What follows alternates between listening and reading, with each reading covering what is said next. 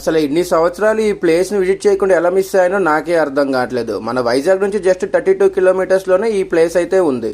ఆ ప్లేస్ ఇంకేంటో కాదు, పద్మనాభంలో ఉన్న మన పద్మనాభ స్వామి టెంపుల్. రీసెంట్గా గవర్నమెంట్ వాళ్ళు ఈ గుడికి వెళ్ళడానికి ఘాటీ రోడ్ కూడా అయితే వేశారనమాట. ఇంతకు ముందు నుంచి అయితే స్టెప్స్ మార్గంలో ఈ కొండపైకి అయితే వెళ్ళేటోళ్ళు.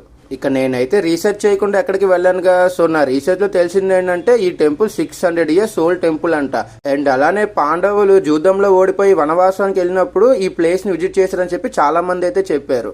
600 ఇయర్స్ కింద ఏ టెక్నాలజీని వాడి ఈ టెంపుల్ని ఇంత స్ట్రాంగ్గా బిల్డ్ చేసారో నాకైతే అర్థం కావట్లేదు. చూస్తూ ఉంటే మైండ్ పోతుంది. ఇంకా టెంపుల్లోనికి వెళ్ళగానే నిజం చెప్తున్నా, నాకైతే చాలా ప్రశాంతంగా అనిపించింది.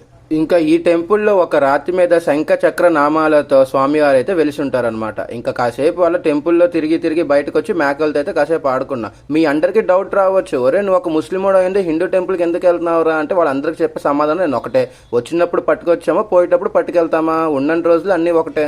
రిలీజియన్ ఫీలింగ్ పక్కన పెడితే మస్ట్ విజిట్ ప్లేస్ ఇది.